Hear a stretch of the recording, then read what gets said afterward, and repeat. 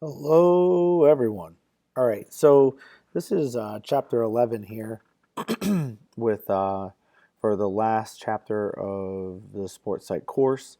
So let's kind of roll through this right here. Hopefully, it won't take too long in terms of the viewing time. So, effective communication, basically summing up how what we do we can communicate through, whether it be as a coach, whether it be an exercise specialist, whatever the future groundwork is that you're looking for. So the first thing they talk about within, the communication realm is the 10 commandments of effective communication. So what are we looking for here? Honesty, don't be defensive, be consistent, be empathetic, not sympathetic, empathetic. Um, Avoid sarcasm, um, praise and criticize behavior. You don't want to take on the personality as the criticizing factor. Show respect in terms of integrity. Use positive nonverbal. All right. So obviously not through speech, and then teach the skills, which is sometimes lost, and then interact consistently with every single person that's either on your team, that's in your group exercise class, that's in your respect of training, whatever it may be. All right. So, in terms of honesty, a couple of things here. Just pay attention to these. These may pop up on your quiz or your final exam, I should say. Is that dishonesty ruins credibility. So, if you cannot justify what's going on, then the player has probably a more difficult time with that, or the exerciser will have that. Now, they use the example of a batter who is not really hitting well. So, what do? They, without explaining anything to them, they move them down the lineup. So, what happens is the player takes it the wrong way and then starts getting the frustration build up toward the coach because nothing has been said. All right. Um, and then number two of this one here is a promise not kept. That's a concern. Like if you ever watch uh, like cop shows or anything like that, they basically talk about with cop shows they talk about how we promise we'll get the killer or whatever. And in the real world, you're really not supposed to promise that. But if you do promise something, you better live up to it. Is really what it comes down to. So if you break the promise, you better be able to deal with the consequences. Be the model. Um, Again, honesty is the best policy here. So be the model. You have to make sure that you're you're acknowledging what's going on in every situation. And what, like for the example here, they talk about the volleyball player improving the skills that she has. Although she's not getting the playing time that she needs, the coach needs to make sure that he is giving the proper information to give her a better future outlook. Okay, and that's really what it comes down to here. Don't be defensive. Um, don't be the person that feels like they always need to be right. Um, you know, Defensive people will always be like, well, this is how I feel. This is what we're gonna do. All right, and then because of that, what you end up doing is you become threatened by another individual. So, it really becomes a problem there. And then the other thing too is they often feel insecure. So that's not a really good thing for that. The other thing with that, with defensiveness, is that your trust and your loyalty from your players or your exercises or your coaching staff or assistant trainers or whatever it may be, they just don't trust you. And it's not a good situation to be in when it comes down to it at the very end. All right. Um, be open to ideas and opinions of others. Pretty straightforward. Be an active listener. Okay. I think sometimes the communication, um, back and forth communication is, the listening component needs to be just as vital as the speech or spoken component. All right. So that is one of those very scary things at that point there. And then also you have assistance from assistants, which sounds kind of weird, but you cannot ever not take, you hire people to be an assistant for you. Why aren't you listening to them? If you look at a golfer is a perfect example of this. Who do they hire to help them? A caddy. A caddy has a lot of information that is given to the golfer, and it's not just the golfer's input that goes into the shot they make. Um, so, they're an assistant. They're the one that's not playing golf, but they're the one that's helping the golfer. So that's a really good example of that. Obviously, being consistent is really key. One of the things that is promoted here is confidence and security. So that's really critical for that. But the consistency factor allows, you know, it allows for everybody to feel like they're part of something. All right. And then with consistency, when a player or a coach or whoever sees how a person is, they're not, what's the word I'm looking for here? They're not acting the same. So if you came into class and you saw that I was like wildly irate and I was just not the same person, well, that's because you're so used to how I am as an instructor, that it doesn't sit right with you, and that's where some things start to change in terms of the dynamics of the room of that day. And then I come in the next day and I'm perfectly fine. Well, you're like, well, what just happened there? And you question all of that stuff. So it's a really interesting thing with that. Being empathetic, again, like I said, empathetic, not sympathetic. And that's being empathetic, just that ability to be able to like take in what is said and then give either feedback or comments or whatever it may be that can help to get the other person to feel somewhat better. So that helps with developing that loyalty component, and it really becomes very important because you feel as though I can say something if I really want to, and they're going to tell me what they feel back, and it's not going to hurt me. All right, because like if you go down to the guidelines here, they don't feel like there's an attack. They do feel as though there is a sensitivity component, although it's not being like sensitive, like where you're like, oh, poor baby kind of a thing. So they don't allow their peers to, become verbally destructive, and you never have that embarrassment factor. There's nothing worse than having somebody become embarrassed simply because of that they just want to get their point across. Sarcasm can often be thought of as a really negative thing. I mean, people who are sarcastic, we always say that there's always a little bit of truth in sarcasm, but really, ultimately, sarcasm is meant to really hurt somebody in some way, shape, or form. Now, they give the example of a lazy player who is fatigued, or given the lazy designation to somebody who's fatigued. It's like, oh, you're just being lazy. Well, that doesn't really help them. And then that ability to have an open channel of and open lines of communication is really just destroyed. So you got to be, sarcasm is meant for the right times, and if it's during a game or during a class, it's not the right time unless you have that rapport with that person. But even then, it's always it can be very dangerous. You want to, praising is obviously good, and then criticize the behavior, not the person. That's always really critical. So it's really this is a really tough one because overpraising makes somebody feel as though they cannot do anything wrong. Underpraising makes people feel like they're inadequate or they don't belong. So that's really there's a fine line between that, and it's really hard to to justify where it is. But that's how when you know your players, you can do that. All right.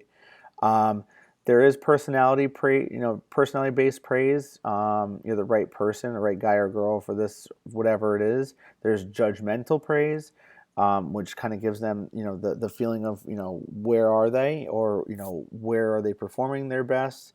So that can really come into play there. And so what ended up happening is when you go to how you're criticizing, we always use that sandwich approach. Now, if you look down here, here's the three: positive statement, future oriented, and then a compliment. And here it is here. And so you gotta give that positive statement to begin with to kind of make the player or coach or not the coach or assistant coach even you could do, but whoever it is that has the excuse me, whoever the player is or the coach or the exerciser is, that you got to give them something. And then you got to give them some sort of feedback about the future.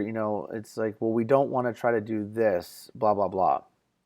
And then finished off with, well, and when you start getting to doing that, I know that it can be achieved, and then finish the statement. So the sandwich approach, even working with little kids, it really works really well because they don't feel as though you're attacking them in that situation. Respect the integrity of others, of course.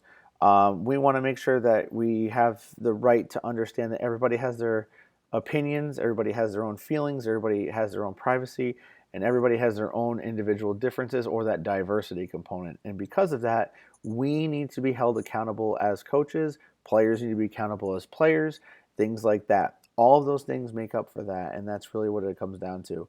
Without that, then the ability of a team climate to be engaged, team member satisfaction is lowered, and you end up with basically a rivalry between your team, which is never a good thing.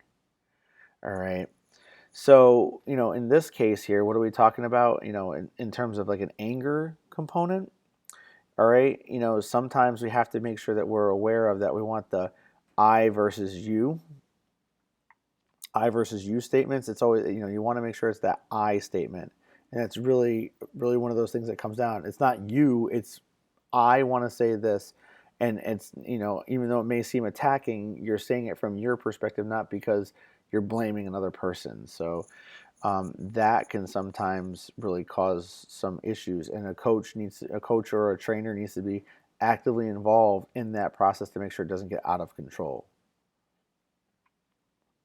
And if it's a coach that's actually trying to make sure, you have to make sure that if a coach or a trainer is angry and you're aiming that toward your exercisers or your athletes, then that you have to basically get a good descriptive, outward, emotional kind of a verbal interaction, and it can't just be one sided. So you have to be able to make sure that there's a response or available at that point.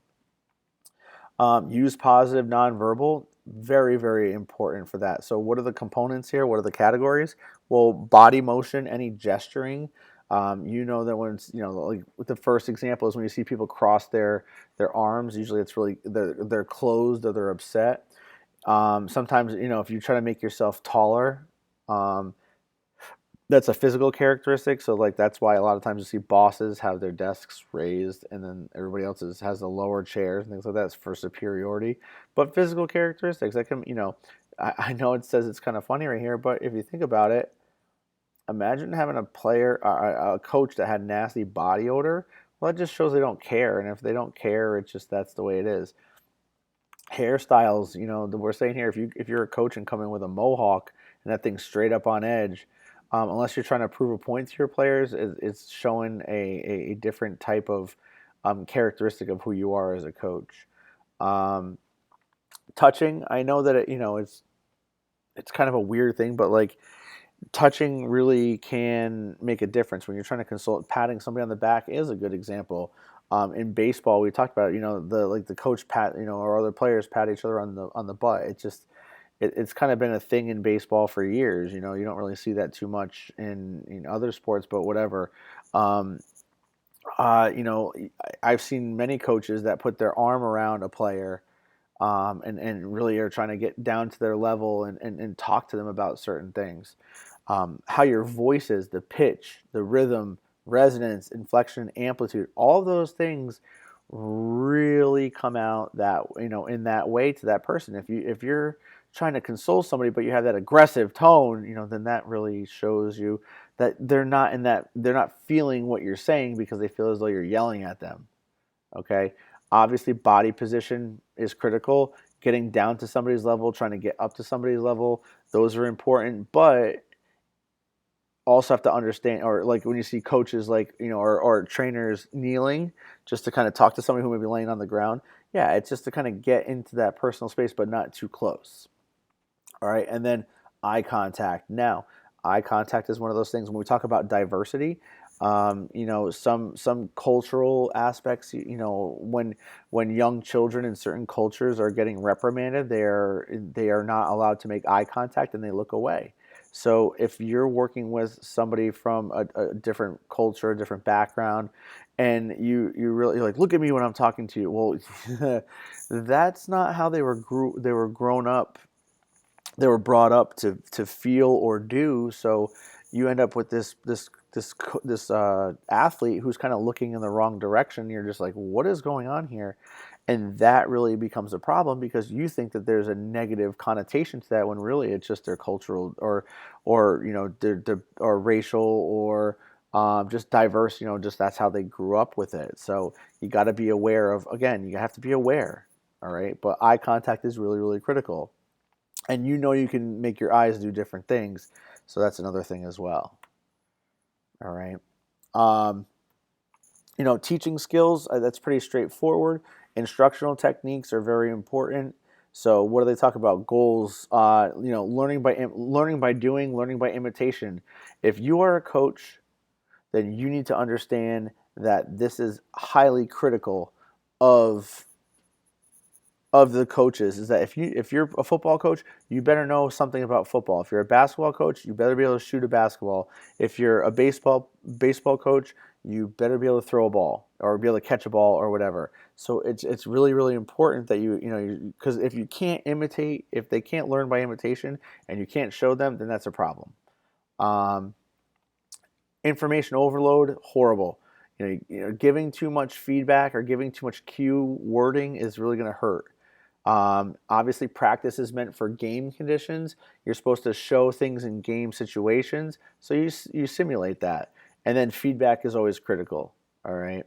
So, and really with teaching skills, the more practice they get, the better. And then we have to understand that as trainers and coaches, that improvement is going to take place, but it's going to require patience because it's a learning moment. All right. And then you have to realize that in that mix of everything that's going on, the emotional level has to be, constructed correctly so that you give the right emotion at the right time for the right person. All right.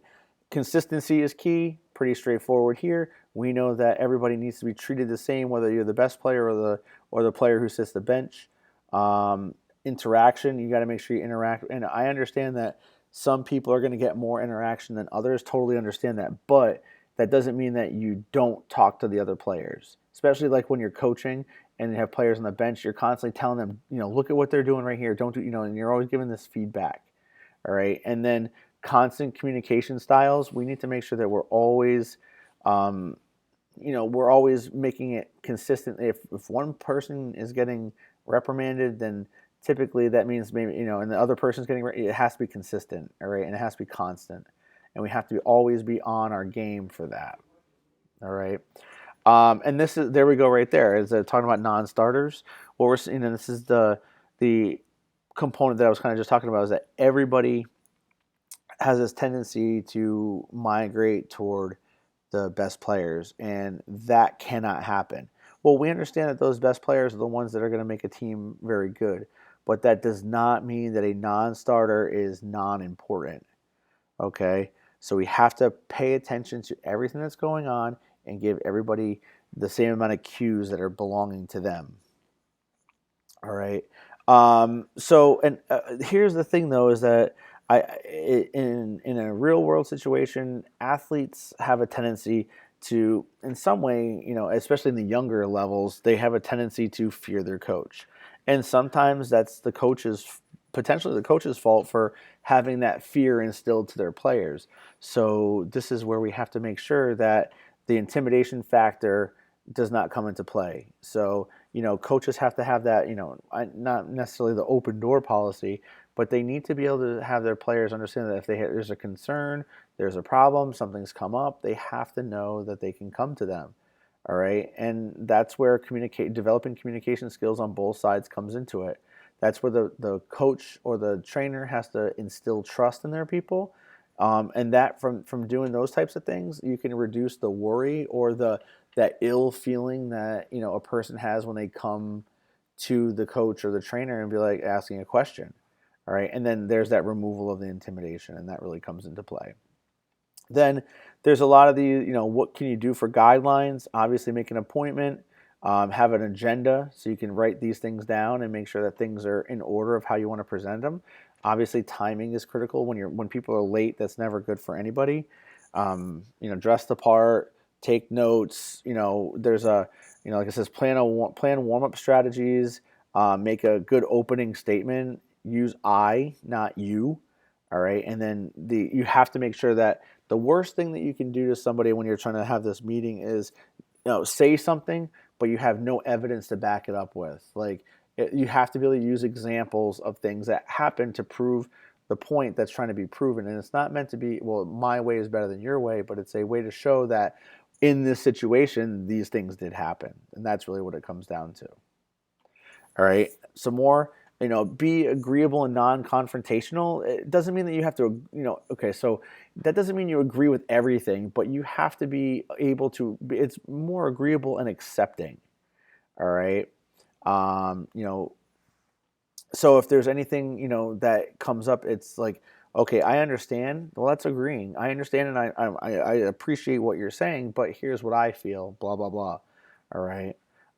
If there's anything in terms of agreements or action plans or something that you want to work on with them, verbally review that. And then there's also something they call the recency effect, which is basically, follow everything up with a handshake, have a smile, don't leave angry and upset and people are fuming. Make whoever it is that's coming in for a meeting realize that their time was valuable and they appreciate you coming in. And then there's a statement about, hey, listen, and this is what's going to happen, and we'll be fine with that. And then one of the worst things that people can do is then immediately after that meeting is go and tell their friends. Coaches should be. I understand that like coaches telling assistant coaches is important depending upon like the situation. But if it's not, then you keep it. Your coach and player meeting, your exercise and trainer meeting, those types of things need to be held confidential. No one else needs to know, dependent upon what the situation is. Now, if it's coaching staff, then they probably need to know just to kind of keep on maybe some certain behaviors. All right.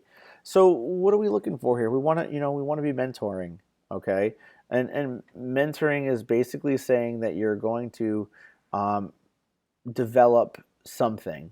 You're trying to mentor to show and guide the way for whoever it is that you're trying to, be involved with. And sometimes mentoring can be for some of the best players. Sometimes it's for some of the worst players that we have. So what are we doing though in terms of what its involvement is? Like it says, it's sharing power. There's a competence factor, and it's about self. It's about you. All right. And then with also, it kind of makes a person realize that if you're the mentor, you're giving all these really wonderful examples about how things need to go and so on and so forth. So it's really important because they realize that, oh, maybe it's not as bad as it seems. Okay. Therefore, what they're saying here is that, it takes you to this higher level of thinking. It makes it, decision making a lot easier, and performance goes up. And I don't know if any of you have ever been involved in a mentoring program, but a lot of times with mentoring, it's kind of like people who have come from those particular backgrounds. For example, if you came from, if you're a person who came from low income urban areas, well, then you can mentor people from low income urban areas, and because you've been there, you've done that, you've gotten out of there, and you've made better for yourself. But it doesn't mean that you can never help and go back to where you came from. And I think that that's really an important component there.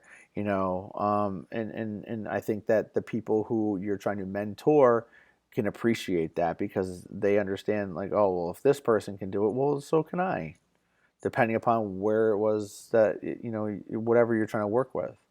So there's those personal contacts. You know, the other thing too is the second component here. Sometimes a head coach maybe doesn't have the time or they don't know how to handle it, and you can delegate that. All right. Assistant coaches, maybe even another person that the coach trusts. So, support staff needs to be involved because every athlete has different needs.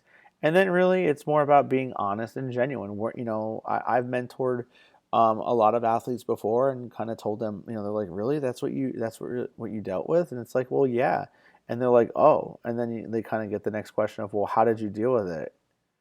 what did you do differently than what I'm doing, or something like that. And it's like, okay, now we're starting to develop a trust and a bond for that. Okay, supportive, all right, and then being supportive, and then trying to improve self-esteem and self-confidence. Um, Sometimes, I like this one here, finding outside interests. Sometimes you may have an athlete who likes playing the saxophone or the piano and no one ever knew it, because then you understand that there's more to life than just shooting a ball into a hoop, throwing a ball to another person, tackling a person, so on and so forth. um, Obviously, don't treat you can't have a boilerplate or a template of how you're going to, go about mentoring, because each situation is different. All right. Everybody's personally different. Everybody has different characteristics and attributes. All right. So, and then obviously with mentoring, everybody gets the same rules that are given to them. Um, obviously, what's good for the team is good for the individual, and what's good for the individual is good for the team. So best interest should be placed on the team from the individual. Okay. And then obviously, if like they give the example of playing an injured athlete, well, from a coach's standpoint, that's not taking into the best interest of the player. So you can see where they can kind of go back and forth with that. Be aware of athletes relate to one another. You understand that, like, sometimes the way that people communicate is vastly different than other parts of it too. So it just, that's what it comes down to. And then don't be afraid to reach out and talk to parents, talk to family. There's nothing better than that. And sometimes you never know what kind of relationship that can be built from that standpoint. So um, and then you can never forget what your responsibility is to a specific team, to the team leaders, to supervisors, to administration, to the athletes themselves. Okay, it's one of those things that always happens, and we have to be aware of that. So, one kind of summing up a lot of the last parts here in terms of team meetings. What you need to do when you're having effective team meetings is you gotta gauge the room. You gotta feel what's going on, and without doing that, you kind of don't understand what's going on, and therefore player mentality, player morale drops. So a team meeting needs to be, what is the group feeling, and if the group feeling is more heavily weighed than how you're feeling, well, then maybe there needs to be changes, and that's where coaches need to be aware of that. All right. And then obviously in terms of team meetings, give really good information, give really good insight, discuss what's happening now, what's going to go in the future, what we can't do from the past. Okay. And then make sure, I do like this though, what's happening behind the scenes, this little statement in here, that's really kind of cool, because ultimately, what's happening behind the scenes can make people realize that there are things that are coming down the pike here. So, and then humanize player coach relationships. It really helps for players to understand that they can always come to their coach if they have this good relationship between each other. And that's, again, it has to be consistent amongst both sides. So that's really important for that purpose. And then what it do, players can be able to discuss their insecurities, questions, fears, and feelings. And that helps. Okay, that helps with the loyalty component, that helps with the trust, that helps with players understand that they have somebody to go to when things might not be the ultimate greatest. All right. And then lastly, to sum it up, okay, we need to make sure that, in terms of supervisors, in terms of administration, in terms of referees, umpires, etc., these 10 things here need to come into play. I couldn't highlight them all for whatever reason, my finger slipped. But again, when you're talking to an official, keep calm, you know, be respectful. Again, positive nonverbal cues when necessary. Now, frustration happens, we get that. So try to maintain your cool. Um, Actively listen so that you understand, like, what's, you might, in the heat of the moment, if you're not listening, you start to feel like it's you're always getting picked on, but you have to listen actively, because you never know what was said back to you if you're only mad. Explain decisions. That's what was really important there. Try not to embarrass others. Like, when I see, like, baseball coaches running on the field and, like, and kicking dirt all over the plate, and, like, throwing stuff everywhere, dumping stuff, whatever. It's like, that's just embarrassing. Again, behavior, not character. Ignore comments, avoid sarcasm, and then with officials, kind of let them have the last word, even though you know you want to say something, you want to refrain from that. Okay, so chapter 11, not too bad. Going back, looking at everything, take a look at some of the, the parts that I kind of said, this may be on your test, but also parts that I really focused in on about, specifics as you go through. So if you hear something that was really emphasized a lot more, then and go back and look at it, because you never know what's going to happen with that. But yeah, I mean, really, it's all about communication, and without proper communication, you really lose out on a lot. So, I really, as far as sports psychology, I really hope that you enjoyed this class. It's one of those classes that sometimes students don't particularly care for, but if, it's presented the right way and you take it with a good grain of salt, it really comes back around for you. So, good luck with everything for the rest of the weekend, and try to get through this video so you can kind of help you go through your testing. Have a good weekend, and I will talk to you guys as soon as I can, because I know you're not coming back for next class. So enjoy.